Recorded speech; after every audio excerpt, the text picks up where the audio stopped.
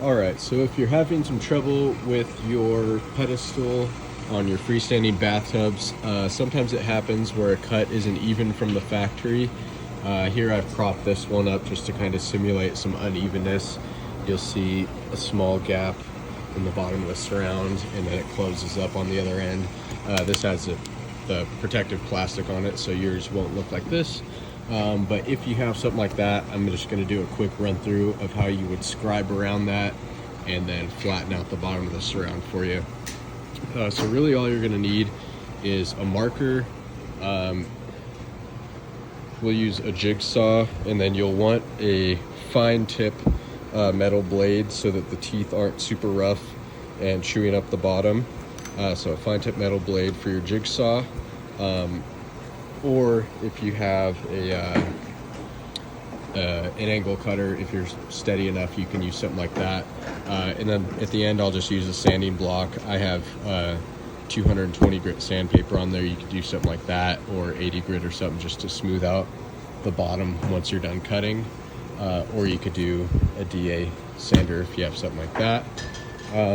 But to find your line, first, all you're gonna do is you're gonna find the highest point of where the issue is, and you're obviously going to want to have this on the flattest ground possible, so that this is completely level and flat on the ground. And then what you're going to do is you're going to take your marker, your Sharpie, and you're going to just start tracing around, and it should hit. So if you need to, put something underneath it to make sure to prop up the Sharpie high enough to hit the highest spot, you want to hit the lowest point of the highest spot. So you want your Sharpie to line up pretty much right with that bottom little edge. And then as you trace around, so just for purposes of this video, I'll start a little higher.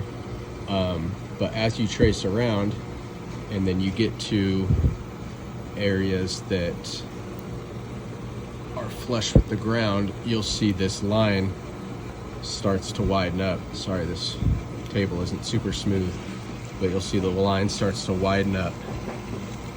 So now what that's doing is it's cutting wider and wider and wider